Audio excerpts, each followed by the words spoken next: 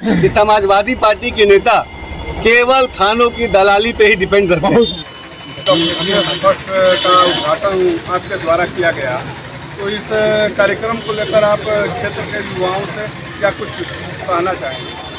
देखिए, जिस तरीके से हमारे देश के यशस्वी प्रधानमंत्री नरेंद्र मोदी जी और हमारे उत्तर प्रदेश के यशस्वी मुख्यमंत्री योगी आदित्यनाथ जी ये नौजवानों को हमेशा प्रोत्साहित करने के लिए, सकारात्मक दिशा में आगे बढ़ाने के लिए काम करते हैं, और जिस तरीके से फिट इंडिया मूवमेंट और खेलो इंडिया मूवमेंट पूरे देश भर में चल रहा है, और इस मूवमेंट को सिकंदरपुर से भी सपोर्ट हमारे नौजवान साथियों ने किया है। इस जिम की शुरुआत की है। निश्चित तौर पे व्यायाम जो है बहुत ज़रूरी है।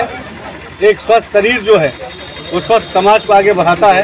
तो मैं बधाई देता हूं तमाम नौजवान साथियों को जिन्होंने इस जिम की शुरुआत की है, और हम सब मिलकर नौजवान जो साथी हैं अपने समाज को इसी तरीके से सकारात्मक दिशा में आगे ले जाएं।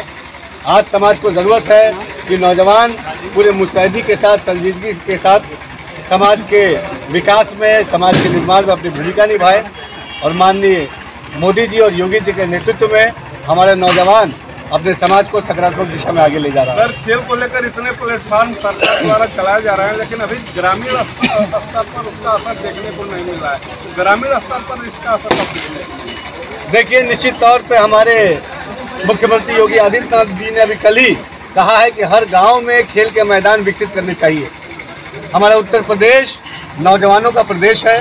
नौजवानों को सुविधा देने के लिए हमारे उत्तर प्रदेश की योगी सरकार पूरी ईमानदारी से काम कर रही है। हमने हर डिस्ट्रिक्ट में देखिए कि खेल के मैदान विकसित किए हैं। अब हम उसको गांव के स्तर पे ले जाएंगे। निश्चित तौर पे हमारे जो खिलाड़ी हैं, जो हमारी समाज की प्रतिभा है, उनको आगे बढ़ाना भी हमारे सरकार का कर्तव्य है, और सरकार पूरी संजीदगी से अपने इस कर्तव्य का पालन करेगी। मल्टीनेशनल जिम का एक सवाल करना चाहेंगे कि क्षेत्र के जो विधायक हैं वो आपको बबुआ तक कह रहे हैं। देखिए, ये बड़ी दुख की बात है कि जब जब नौजवान आगे बढ़ता है तो समाजवादी पार्टी के नेताओं को और हमारे यहाँ के सिकंदरपुर के जो विधायक हैं रिजवी साहब, उनको बड़ी तकलीफ होती है। आज हमारे भारत जो है पूरे विश्व का सबसे युवा देश है, और हमारे युवाओं के हाथ में वो क्षमता है कि अपने समाज का नेतृत्व करते हुए समाज को उत्थान और तरक्की पे ले जाएं। एक साधारण परिवार से अगर एक नौजवान आगे बढ़ रहा है तो इस बात से समाजवादी पार्टी के नेताओं को चिंतित होने की जरूरत नहीं है।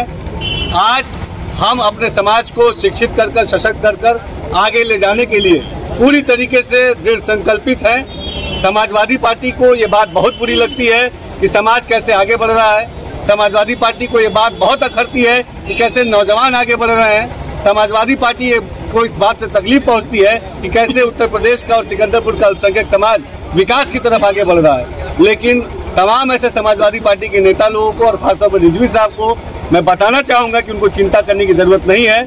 आज नौजवान शिक्षित है, सशक्त है और सक्षम है, और उत्तर प्रदेश में योगी आदित्यनाथ जी ने आपके ही जिले के इस बेटे दानिश आजाद अंसारी को समाज की सेवा करने के लिए, अल्पसंख्यक समाज के उत्थान के लिए और नौजवानों को सशक्त करने के लिए जो मौका दिया है, मैं पूरी ईमानदारी से उस समाज की सेवा करूंगा। सर, उनका कहना है कि पार्टी में जो है दानिश आजाद जो है वो 100 पीस की तरह है, और वो एक कांस्टेबल का भी तबादला नहीं करा सकते हैं। इससे क्या? इससे उनकी सोच जाहिर होती है कि समाजवादी पार्टी के नेता केवल थानों की दलाली पे ही डिपेंड करते हैं। अगर उनको समाज की चिंता होती तो दानिश आजाद अंसारी से सवाल पूछते कि नौजवानों की शिक्षा के लिए उन्होंने क्या किया, नौजवानों के रोजगार के लिए उन्होंने क्या किया, सिकंदरपुर की जो गुलाब की खेती थी उसके विकास के लिए दानिश आजाद अंसारी ने क्या किया।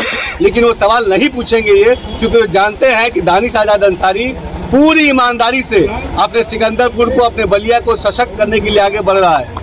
आने वाले दिनों में अभी देखिए, इस नौजवान के हाथों में रोजगार आया है, इस बात से भी उनको पीड़ा होगी। समाजवादी पार्टी नहीं चाहती कि समाज आगे बढ़े, लेकिन आज समाजवादी पार्टी की असलियत को जान चुका है। समाजवादी पार्टी के नेताओं का और खास तौर पे रिजवी साहब का चेहरा बेनकाब हो चुका है। सब जानते हैं कि ये समाज विरोधी है, अल्पसंख्यक विरोधी है और युवा विरोधी है। और हमने सिकंदरपुर के विकास के लिए जिलाधिकारी को निर्देशित किया था। मैं आपके माध्यम से बता दूं कि यहाँ पहले जो गुलाब के फूल की खेती होती थी और गुलाब जल बनता था, केवड़ा बनता था, जिससे सिकंदरपुर का उद्योग जुड़ा हुआ